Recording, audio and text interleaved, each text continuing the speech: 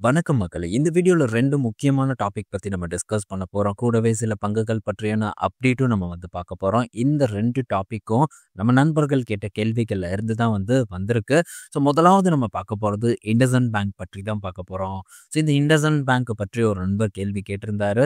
இந்த IndusInd bank அப்படிங்கிறது ஒரு ஸ்டாக் அவ்வளோதான். பட் அவர் கேட்ட ஒரு கேள்வி பார்த்தீங்கன்னா, ஒரு ஜென்ரலான ஒரு கேள்வி. அந்த கேள்விக்கு கீழ இன்னும் சில நண்பர்கள் கூட ரிப்ளை பண்ணியிருந்தாங்க.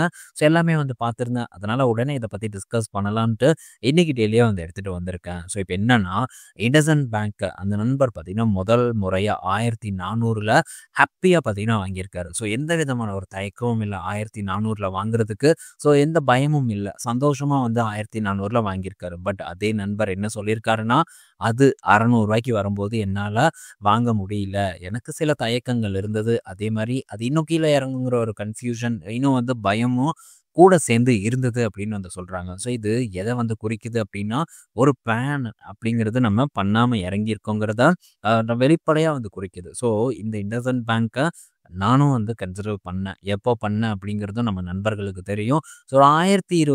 1029 அப்படிங்கிற ஒரு ரேஞ்சில் தான் ஃபஸ்ட்டு டைமாக நான் இந்த IndusInd பேங்க்கை கன்சிடர் பண்ணியிருந்தேன். அதுக்கப்புறம் அப்படி இப்படின்னு இது ஒலட்டி திரும்ப பார்த்தீங்கன்னா ஒரு நல்ல ஒரு கரெக்ஷனை கொடுத்துச்சு. பட் இந்த ஃபஸ்ட்டு டைம் இந்த 1219 கன்சர்வ் பண்ணும்போதே இதில் நான் என்ன பண்ண போகிறேன், மேபி இது இன்னும் ஃபர்தராக இறங்குறதுக்கான சான்சஸ் கூட இருக்குது.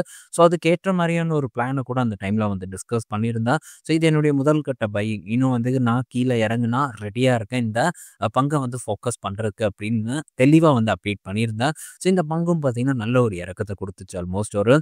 610 வரைக்கும்லாம் போச்சு. இந்த டைம் இந்த லோவில் டெய்லி கீழே இறங்கும்போது இதை பற்றி நம்ம தொடர்ந்து டிஸ்கஸ் பண்ணியிருந்தோம். ஸோ அந்த டைம்லேயும் கன்சர்வ் பண்ணுறதுக்கான ஒரு நல்ல ஆப்பர்ச்சுனிட்டி IndusInd பேங்க்கில் கிடச்சிது. அப்போது ரூ. 600 போயிருச்சே அப்படின்ட்டு IndusInd பேங்க்கு நான் ஒதுக்கலை. அதே மாதிரி அந்த டைமில் நான் பயந்துட்டும் இல்லை. ஸோ அந்த டைமில் என்னோட வேலையை பண்ணணுமோ அதை நான் தொடர்ந்து பண்ணேன். ஸோ இதுதான் நமக்கு முக்கியமான ஒன்று. நம்ம 1400 வாங்குகிறோம், சரி வாங்கிட்டோம், ஏதோ ஒரு பங்கில் நம்ம அந்த மாதிரியான ஒரு தவறை பண்ணிட்டோம்.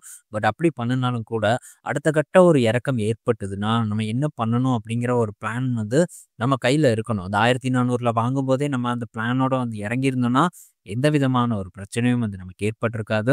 அதே மாதிரி எந்த ஸ்டாக்காக இருந்தாலும் சரி, நம்ம இதுதான் சீப் அப்படின்னு சொல்லி வாங்குவோம். ஸோ அதுக்கப்புறமும் அது சீப் ஆகிறதுக்கான சான்சஸ் அதிகமாக இருக்குது. பட் இது எல்லா பங்குலையும் நடக்காது. இப்போ ஒரு 10 பங்கு நம்ம தேர்வு பண்ணுறோன்னா அதில் ஒரு பங்கு இல்லைன்னா ஒரு 2 பங்கு அப்படியும் இல்லை, மேக்சிமம் ஒரு 3 பங்குல ஏற்படலாம். இப்படி ஏற்படுறதுனால ஏதாவது ஒரு பெரிய ஒரு ப்ராப்ளம் ஏற்படுமானா ஏற்படுறதுக்கான வாய்ப்புகள் ரொம்ப கம்மி.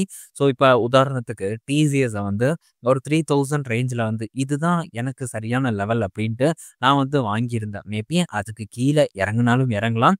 அதுக்கேற்ற மாதிரியான ஒரு பிளானையும் பார்த்தீங்கன்னா அந்த டைமில் டிஸ்கஸ் பண்ணியிருந்தேன். 60-20-20 அப்படிங்கிற ஒரு பிளானை பார்த்தீங்கன்னா போட்டிருந்தேன். ஸோ அந்த வீடியோ நீங்கள் செக் பண்ணி பார்க்கும்போது உங்களுக்கு க்ளீனாக புரியும்.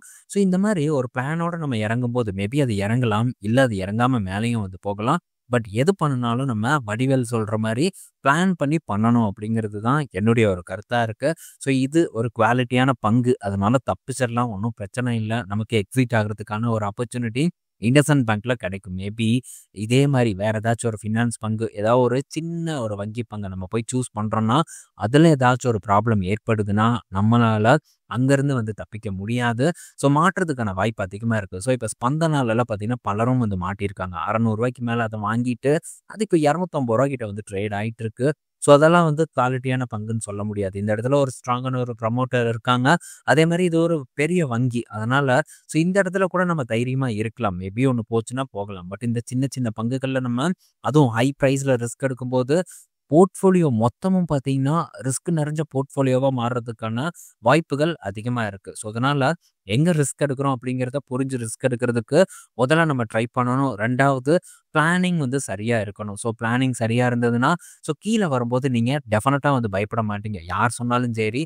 ஸோ பக்காவான ஒரு பிளானை உங்களுக்கு ஏற்ற மாதிரி உங்கள் கையில் இருக்கக்கூடிய பணத்துக்கு ஏற்ற மாதிரி பிளான் பண்ணி அதுக்கு தகுந்த மாதிரி பங்குகளில் முதலீடு பண்ணுறதை பற்றி நீங்கள் திங்க் பண்ணணுங்கிறது என்னுடைய கருத்து. ஸோ ஓரளவு எக்ஸ்பிளைன் பண்ணியிருப்பேன்னு நான் நினைக்கிறேன். ஸோ பயனுள்ளதாக இருக்கும் அப்படின்னு நான் நம்புகிறேன். அடுத்த கேள்வி பார்த்தீங்கன்னா ஐடி செக்டர் பற்றி தான் பலரும் கேட்டிருக்காங்க. ஸோ இப்போ ஐடி ஸ்டாக்ஸ் இறங்கியிருக்கு. அது மட்டும் இல்லாமல் இந்த H1B விசாவோட ப்ரைஸையும் உயர்த்தியிருக்காங்க. 1,00,000 $1 மில்லியன் $1,00,000 கிட்ட பார்த்தீங்கன்னா இப்போ வந்து புதுசாக வந்து போட்டிருக்காங்க. இது ஒரு வருஷத்துக்கு பார்த்தீங்கன்னா இருக்க போகிறதாவும் வந்து சொல்லியிருக்காங்க. கூடவே ஐடி பங்குகள் நல்ல பீக்ல இருந்து ஒரு 20%க்கு மேலான ஒரு கரெக்ஷனை வந்து கொடுத்துருக்கு.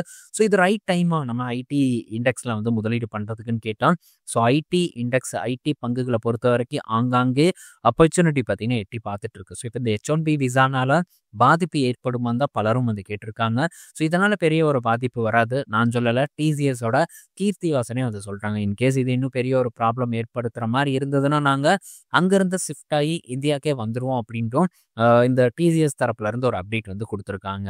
ஸோ அதனால இந்த H1B விசானால கம்பெனிக்கு காஸ்ட் வந்து உயரும், அதில் மாற்றுக்கிறது இல்லை. பட் இருந்தாலும் ஸோ இது வந்து பெரிய அளவுக்கு வந்து ஒரு இம்பேக்டை ஐடி பங்குகளில் ஏற்படுத்தாது. இதன் காரணம் காட்டி ஐடி பங்குகள் ஒரு பெரிய சரிவை வந்து இதுக்கப்புறம் சந்திக்காது அப்படிங்கிறது தான் என்னுடைய ஒரு கருத்தாக இருக்குது. ஸோ இதனால் சரிவடையாது. மேபி சரிவடைஞ்சதுன்னா அதுவும் டிசிஎஸ் ஒரு 3000 அப்படிங்கிற ஒரு ரேஞ்ச் வந்ததுன்னா நம்மளுடைய ஃபஸ்ட்டு ஃபோக்கஸாக இதுதான் இருக்கணுங்கிறது என்னுடைய ஒரு ஒப்பீனியனாக இருக்குது. ஸோ ரெண்டாவது ஐடி பீஸை பற்றி வந்து கேட்டிருக்காங்க. விப்ரோ அண்ட் இந்த இன்ஃபோசிஸ் இதை பற்றியும் கேள்விகள் இருக்குது. இதில் அதிகப்படியான கேள்விகள் பார்த்தீங்கன்னா விப்ரோவை பற்றி கேட்டுட்ருக்காங்க. ஸோ விப்ரோவை வந்து வாங்கலாமா அப்படின்ட்டு.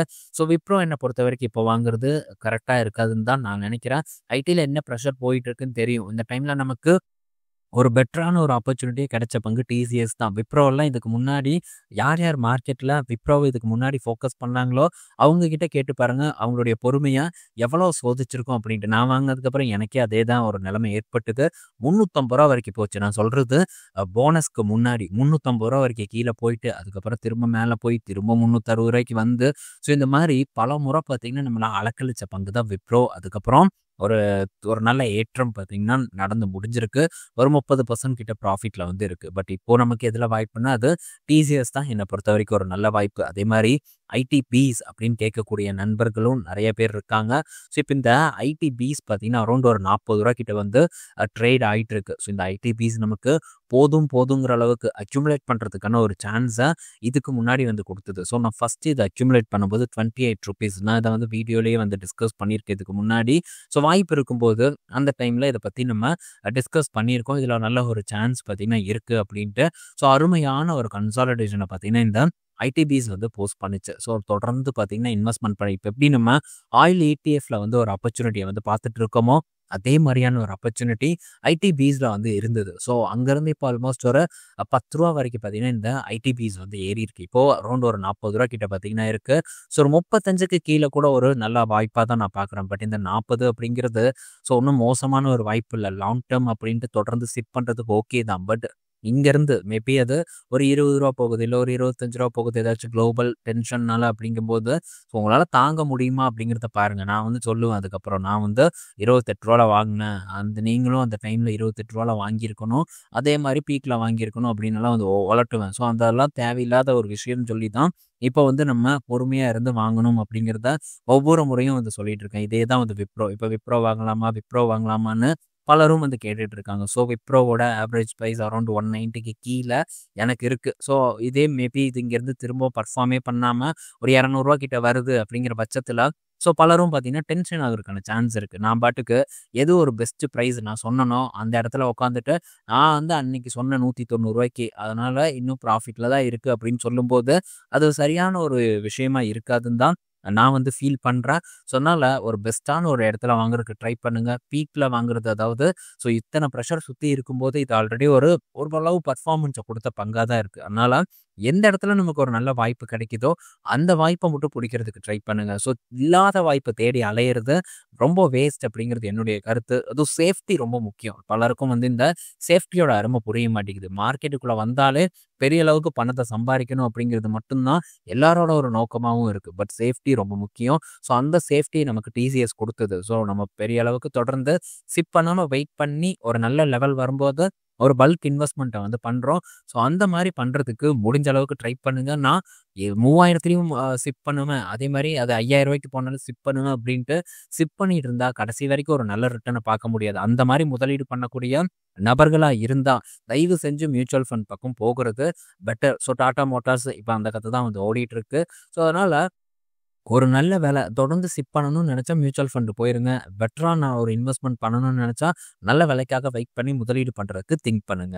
ஸோ நெக்ஸ்ட் பார்த்தீங்கன்னா எல்டிஐ மைண்ட்ரி கிட்ட இருந்து ஒரு update. So LTI Mindtree second ஹாஃப்ல டபுள் டிஜிட் ரெவன்யூ க்ரோத்தை எக்ஸ்பெக்ட் பண்றதா ஒரு அப்டேட் வந்து கொடுத்துருக்காங்க. ஸோ ஹிட் பண்றாங்களா அப்படிங்கிறத நம்ம வெயிட் பண்ணி வந்து பார்ப்போம். அடுத்தது ஸோ ஐடிசி கிட்ட இருந்து ஒரு அப்டேட் வந்திருக்கு. ஒரு அப்டேட் இல்லை, 2 அப்டேட் வந்திருக்கு. இப்போ நேபாளத்தில் உள்நாட்டு பிரச்சனை பார்த்தீங்கன்னா போயிட்டு வந்துட்டு இருக்கு. ஸோ இது பார்த்தீங்கன்னா ஐடிசியோட லாங் டேர்ம் இன்வெஸ்ட்மெண்ட் பிளானை எந்த வகையிலும் பாதிக்காது அப்படின்ட்டு ஐடிசி தரப்புல இருந்து சொல்லியிருக்காங்க. நாங்கள் இன்னும் வந்து அந்த இடத்துல அதிகமாக தான் இன்வெஸ்ட்மெண்ட் பண்ண போகிறோம். எஃப்எம்சிஜி அண்ட் இந்த ஹோட்டல் பிஸ்னஸ் ரெண்டையுமே வந்து க்ரோ பண்ண போகிறோம் நேபாளத்தில் அப்படின்ட்டு ஐடிசி திட்டவட்டமாக பார்த்தீங்கன்னா சொல்லியிருக்காங்க.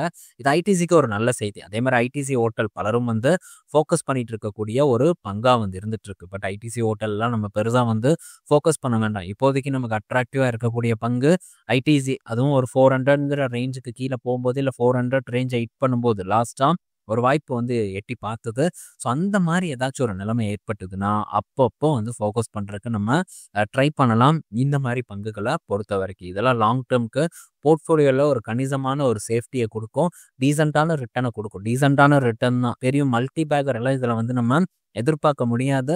ஸோ டீசென்ட் ரிட்டர்னுக்கு இந்த மாதிரி லார்ஜ் கேப் பங்குகள் நம்ம போர்ட்ஃபோலியோவில் டெஃபினட்டாக இருக்கணும். ஸோ ரிஸ்க் எடுக்கிறதுக்குன்னு ஒரு காலகட்டம் வரும். அந்த டைமில் அருமையாக ரிஸ்க் எடுக்கலாம். ஸோ அது வரைக்கும் நம்ம பொறுத்திருந்து பொறுமையாக தான் ப்ளே பண்ணணுங்கிறது என்னுடைய ஒரு ஒப்பீனியனாக இருக்குது. ஸோ நெக்ஸ்ட் பார்த்தீங்கன்னா ஸோ இந்த ஜிஎஸ்டியோட கட்னால ஐடிசியோட ஃபுட் டிவிஷன் பார்த்தீங்கன்னா ஒரு சூப்பர் டூப்பர் பர்ஃபார்மன்ஸை பண்ணும் அப்படிங்கிற ஒரு எக்ஸ்பெக்டேஷனையும் பார்த்தீங்கன்னா ஐடிசி நிறுவனம் வந்து சொல்லியிருக்காங்க. ஸோ பண்ணுமா என்ன அப்படிங்கிறதெல்லாம் நம்ம பொறுத்திருந்து தான் வந்து பார்க்கணும். பட் ஐடிசி கிணத்துல போட்ட கல் தான் இன்னும் அப்படியே வந்து கிடக்கிறது நம்மளை பொறுத்த வரைக்கும் ஒரு நல்ல செய்தி தான். ஸோ அதனால் பெட்டர் கீழே போகணும் அப்படின்னு மட்டும் நம்ம எதிர்பார்ப்போம். கீழே போச்சுன்னா அந்த வாய்ப்பை நம்ம பயன்படுத்தி ஒரு நல்ல பொசிஷனை பில்ட் பண்ணுறதுக்கும் வந்து நம்ம ட்ரை பண்ணுவோம். அது போக இதெல்லாம் மிட் டேர்முக்கு வேறு வந்து ஃபோக்கஸ் பண்ணியிருக்கேன். அதுவும் பிளான் படி தான் போயிருக்கேன். ஸோ அடுத்த கட்ட ஒரு டவுன்ஃபால் ஏற்பட்டாலும் அதை ஹேண்டில் பண்ணுறதுக்கான பிளானும் என்கிட்ட இருக்குது. ஸோ மேபி அடுத்த கட்ட ஒரு டவுன்ஃபால் போச்சுன்னா ஐடிசியில் என்ன பிளான் இருக்குங்கிறத பற்றியும் நம்ம அப்கமிங் வீடியோஸில் டிஸ்கஸ் பண்ணுவோம். அடுத்தது பார்த்தீங்கன்னா ஸோ ஓலா எலக்ட்ரிக் கிட்டேருந்து ஒரு அப்டேட் வந்திருக்கு. இப்போது ஃபெஸ்டிவ் சீசனை முன்னிட்டு ஸோ ப்ரொடக்ஷன் அண்ட் டெலிவரியை வந்து நாங்கள் ஃபாஸ்ட் பண்ண போகிறோம் அப்படின்ட்டு ஓலா எலக்ட்ரிக் தரப்புலேருந்து ஒரு அப்டேட் வந்து கொடுத்துருக்காங்க. பட் இந்த செப்டம்பர் மாதம் ஓலா எலக்ட்ரிக்கு ஒரு மோசமான மாதமாக அமைஞ்சிருக்கு. அது மட்டும் இல்லை, போன ஆகஸ்ட்டில் கூட பார்க்கும்போது இடப்பட்ட டைமில் மந்தில் மிட்லலாம் பார்க்கும்போது ரொம்ப புவரான பர்ஃபார்மன்ஸை கொடுத்துட்டு இருந்தாங்க. ஆனால் மந்த் எண்டில் திரும்ப நல்ல ஒரு பேக் டு பவர் பர்ஃபார்மன்ஸை கொடுத்தாங்க. இப்போது அதே மாதிரியான ஒரு நிலைமை செப்டம்பரில் பாதி நாள் பார்த்தீங்கன்னா போயிருக்கு. 5வது பொசிஷனில் ஓலா எலக்ட்ரிக் இருக்காங்க. அந்த டேபிள் இந்த இடத்துல நான் போடுறேன் பாருங்கள். ஸோ டிவிஎஸ் இது வரைக்கும் 9117 யூனிட் செப்டம்பர் 15 வரைக்கும் விற்றுருக்காங்க. Bajaj auto back to form 8040 unit விற்றுருக்காங்க. ஏத்தர் 7225 யூனிட் விற்றுருக்காங்க. ஹீரோ மோட்டர் காப் முன்னாடி வந்துட்டாங்க. 5129 யூனிட் விற்றுருக்காங்க. பட் ஒரு காலத்தில் நம்பர் 1 பொசிஷனில் இருந்த ஓலா வெறும் 5000 யூனிட் தான் வந்து விற்றுருக்காங்க. ரொம்பவே வந்து குறைவான ஒரு நம்பர்ஸ் தான் வந்து போயிட்டுருக்கு. இதில் பெரிய மாற்றத்தை கொண்டு வந்த 2 நிறுவனம் பார்த்தா ஒன்று ஏத்தர், இன்னொன்று வந்து ஹீரோ. 2 பேருமே அவங்களுடைய மாடல்ஸை அப்கிரேட் பண்ணாங்க. அப்கிரேட் பண்ணோடனே அவங்களுடைய சேல்ஸ் நம்பர் கணிசமாக வந்து உயர்ந்திருக்கு. ஏத்தரோட ஃபஸ்ட்டு கொசுவாட்டம் ஒரு வண்டி இருக்கும். அந்த வண்டி அந்த அளவுக்கு வந்து விற்பனையை சந்திக்கல. பட் ரிஸ்தா அறிமுகப்படுத்தின உடனே ஏத்தரோட சேல்ஸ் எங்கேயோ வந்து போயிடுச்சு. பட் ஓலா எந்த விதமான ஒரு மாற்றத்தையும் கொண்டு வராமல் தான் இருந்துட்டு இருக்காங்க. ஸோ கொண்டு வந்தால் ஒரு நல்ல பர்ஃபார்மன்ஸை பண்ணும். அதே தான் ஹீரோ மோட்டர் காப்பும். ஸோ விடா VX2 நல்ல ஒரு மாடல். அதை பார்க்கும்போதே நம்ம அதை டிஸ்கஸ் பண்ணோம். அது ஒரு வெற்றியை தேடி தருன்ட்டு. ஸோ அதே மாதிரி வெற்றியை தேடி தந்துட்டுருக்கு. பட் இருந்தாலும் பத்தாது. இன்னொரு மாடல் ஹீரோ மோட்டர் காப்புக்கு வேணும் அப்படிங்கிறது என்னுடைய ஒரு கருத்து. ஸோ பார்ப்போம் மந்த் எண்டில் ஓலாவோட பர்ஃபார்மன்ஸ் எப்படி இருக்க போகுதுன்ட்டு. ஸோ நெக்ஸ்ட் பார்த்தீங்கன்னா ஆரக்கிள். ஸோ குளோபல் மார்க்கெட் அப்டேட்டுன்னு பார்க்கும்போது ஆரக்கிள் கிட்டேருந்து ஒரு அப்டேட்டு. ஸோ ஆரக்கிள் பார்த்தீங்கன்னா ஒரு பெரிய கிளைண்ட்டை வந்து பிடிச்சிக்க போகிறதா ஒரு அப்டேட் வந்து கொடுத்துருக்காங்க. அவங்க மெட்டா. ஸோ மெட்டா கிட்டேருந்து $20 பில்லியன் டீல், இந்த க்ளவுட் டீலை பார்த்தீங்கன்னா நாங்கள் எதிர்பார்க்குறோம் அப்படின்ட்டு ஆரக்கிள் வந்து சொல்லியிருக்காங்க. இப்போது ரீசெண்டாக மார்க்கெட்டில் ஃபோக்கஸில் இருக்கக்கூடிய பங்கு இந்த ஆரக்கிள். நீங்கள் யூஎஸ் மார்க்கெட்டில் எடுத்து பார்க்கும்போது தெரியும், அப்பப்போ ஒரு பங்கு பார்த்தீங்கன்னா ஒரு நல்ல பர்ஃபார்மன்ஸை கொடுத்துட்ருக்கு. அதில் இப்போ ட்ரெண்டில் இருக்கக்கூடிய பங்கு ஆரக்கிளாக வந்திருக்கு. பட் இருந்தாலும் இந்த பங்கு பக்கமெல்லாம் நம்ம போக முடியாது. ஸோ எங்கேயாச்சும் பர்ஃபார்ம் பண்ணாத ஸ்டாக் இருக்கும். அந்த இடத்துல நம்ம லாங் டேர்முக்காக பொறுமையாக வந்து இன்வெஸ்ட்மெண்ட் பண்ணுறத பற்றி திங்க் பண்ணால் கரெக்டாக இருக்குங்கிறது என்னுடைய கருத்து. ஸோ அசென்ச்சர் அந்த வகையில் பார்க்கும்போது ஒரு நல்ல டவுன்ஃபாலை வந்து கொடுத்துருக்கு. இங்கே எப்படி டிசிஎஸ் இறங்கியிருக்கோ அதே மாதிரி அசென்ச்சர் வந்து அமெரிக்கா மார்க்கெட்டில் இறங்கியிருக்கு. நேற்று எத்தனை பேர் பார்த்தீங்கன்னு தெரியல. ஸோ $235 வரைக்கும் இந்த அசென்ச்சர் வந்து போயிருந்தது. ஸோ நான் பார்த்தீங்கன்னா அசென்ச்சரை நேற்று ஃப்ராக்ஷனில் வந்து கன்சிடர் பண்ணேன். ஸோ ஒவ்வொரு குவான்டிட்டியெல்லாம் நான் வாங்கலை. ஸோ ஃப்ராக்ஷனாக தான் ஒவ்வொரு டிப்லையும் பார்த்தீங்கன்னா தொடர்ந்து வந்து வாங்கிட்டு இருந்தேன் நேற்று. மேபி இன்னும் கூட டிப் ஆனாலும் ஃப்ராக்ஷனில் போடுறதுக்கான அமௌண்ட் வந்து தொடர்ந்து இருக்குது. ஏன்னா இது ஒன்று மட்டுமே என்னால் ஃபோக்கஸ் பண்ண முடியாது. ஸோ இதுக்கு முன்னாடி ஸ்டெலன்டீஸில் கொஞ்சம் வந்து கணிசமாக வந்து போட்டிருக்கேன். நோவா நார்டிஸ்க்லாம் போட்டிருக்கேன். ஸோ அதனால் திரும்ப வந்து இதுக்குன்னு தனியாக ஒரு ஃபண்டை வந்து ஒதுக்கணும். ஸோ இப்போதைக்கு அந்த டைம் இல்லை. அதனால் இருக்கக்கூடிய அமௌண்ட்டை கரெக்டாக பண்ணுறேன். இன்கேஸ் மேபி ஏதாச்சும் ஒரு நல்ல டவுன்ஃபால் எதிர்பார்த்த ஒரு நல்ல பங்குல ஏற்பட்டதுன்னா அப்போ டெஃபினட்டாக வந்து பணத்தை ஆட் பண்ணுவேன் யூஎஸ் மார்க்கெட்டில். ஸோ இப்போது அசென்ச்சர் ஒரு வாய்ப்பு இருக்குது. ஸ்டெலன்டீஸில் ஸ்டில் வாய்ப்பு இருக்குது. பட் இருந்தாலும் ஒரு ஏற்றத்தை கொடுத்துருச்சு. நம்ம இதுக்கு முன்னாடி ஒருக்கா லாஸ்ட்டாக டிஸ்கஸ் பண்ணும்போது கூட இது $9 கீழே பார்த்தீங்கன்னா இருந்தது. அப்போவும் ஒரு ஆப்பர்ச்சுனிட்டி அங்கேருந்து கிட்டத்தட்ட ஒரு 15% வரைக்கான ஒரு ஏற்றத்தை கொடுத்துருந்தது. அது மட்டும் இல்லாமல் ஒரு பிரேக் அவுட் பார்த்தீங்கன்னா இந்த ஸ்டெலன்டீஸில் அதுவும் ஒரு நல்ல ஒரு ட்ரெண்டு கிட்டத்தட்ட ஒரு வருஷத்துக்கு மேலே இருக்கக்கூடிய ஒரு ரெசிஸ்டன்ஸை வந்து கட் பண்ணிச்சு. பட் எண்ட் ஆஃப் த டேல அதுக்கு கீழே தான் க்ளோஸ் ஆயிருக்கு. பட் மஸ்ட் இந்த ஸ்டாக்கை வாட்ச் பண்ணணும். ஸோ இந்த ஸ்டாக்கில் இன்வென்ட்ரி ப்ராப்ளம்லாம் ரிசால்வ் ஆகிட்டு இருக்கு. புது மாடலை இறக்கிட்டு இருக்காங்க. இன்னைக்கு நேற்றுன்னு சொல்லலாம். இந்த ஒரு பிரச்சனையிலேருந்து இந்த நிறுவனம் டெவலப் ஆகும் போதே இதை பற்றி நம்ம டிஸ்கஸ் பண்ணியிருந்தோம். கூடவே லீப் மோட்டார் பார்த்தீங்கன்னா ஸ்பெயினில் ஃபேக்ட்ரி அமைக்க போகிறதா வந்து சொல்லியிருக்காங்க. லீப் மோட்டாரில் 21% பார்த்தீங்கன்னா ஸ்டெலன்டீஸ் வந்து இன்வெஸ்ட் பண்ணியிருக்காங்க. ஜாயின்ட் வெஞ்சரில் லீப் அண்ட் ஸ்டெலன்டீஸோட ஜாயின்ட் வெஞ்சரில் 51% ஸ்டேக் அவங்க வச்சுருக்காங்க. யூரோப்பில் லீப் மோட்டாரை வச்சு ஓரளவு மார்க்கெட்டை பிடிக்கிறதுக்கான முயற்சியில் இருக்காங்க இவி ஸ்பேஸை பொறுத்த வரைக்கும். ஸோ அது சக்ஸஸ் ஆகும் அப்படின்னு நான் எக்ஸ்பெக்ட் பண்ணுறேன். ஏன்னா இப்போது இங்கே சைனாலேருந்து எக்ஸ்போர்ட் பண்ணும்போது அதோட ப்ரைஸ் வந்து ரொம்பவே அதிகமாகுது. லீப் மோட்டார் நல்ல சீப்பான ஒரு கார். பட் அதை எக்ஸ்போர்ட் பண்ணும்போது ரொம்ப காஸ்ட்லியாக மாறுது. பட் இப்போ அதை ஓனாக யூரோப்பில் வந்து ப்ரொடியூஸ் பண்ணும்போது ஹை மார்ஜின் பார்த்தீங்கன்னா ஸ்டெலன்டீஸால் பார்க்க முடியும். ஸோ ரொம்பலாம் வந்து ப்ரைஸ் கட் பண்ண மாட்டாங்க. அதுக்கேற்ற மாதிரியான மார்ஜினை வந்து அவங்க சம்பாதிப்பாங்க அப்படின்னு நான் நினைக்கிறேன். ஏன்னா அது கூடவே பார்த்தீங்கன்னா ஸ்பெயினுக்கு பக்கத்துலேயே வந்து இந்த ஃபேக்ட்ரிக்கு பக்கத்துலேயே இந்த கேட்டலோட இந்த ஒரு பேட்ரி ஒரு ஜாயின்ட் வெஞ்சர் பார்த்தீங்கன்னா ஸ்டெலன்டீஸ் போட்டிருக்காங்க. 26 இங்கேயும் வந்து பேட்டரி ப்ரொடக்ஷன் வந்து ஸ்டார்ட் ஆயிரும். ஸோ இதெல்லாம் பார்த்தீங்கன்னா அடுத்த கட்டம் ஸ்டெலன்டீஸில் நடக்க போகிற ஒரு முக்கியமான ஒரு மாற்றங்கள். ஸோ அதுக்கப்புறம் அவங்களுடைய பர்ஃபார்மன்ஸ் எப்படி இருக்குன்னு பார்க்கணும். பட் இப்போவே ஃபர்ஸ்ட் ஹாஃபில் 10 லட்சம் வண்டியை யூரோப்பில் வந்து விற்றுருக்காங்க. மைல் ஸ்டோன் பெரிய ஒரு விஷயம்தான். பட் இருந்தாலும் சேல்ஸ் டிக்ளைன் ஆயிருக்கு. ரீசன் இன்வென்ட்ரியை வந்து முடிக்கிறதுக்கு ஸோ ஆல்மோஸ்ட் ஆயிடுச்சு. இப்போ புது மாடலை இறக்க போகிறாங்க. லைனாக வந்து இறக்குவாங்க.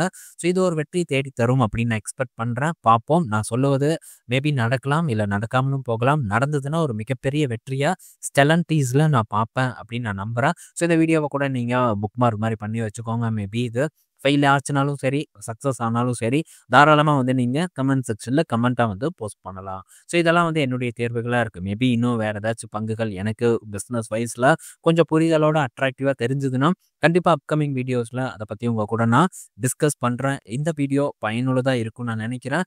நாளைக்கு இன்னொரு வீடியோவில் நம்ம மீட் பண்ணுவோம். பாய் மக்களே.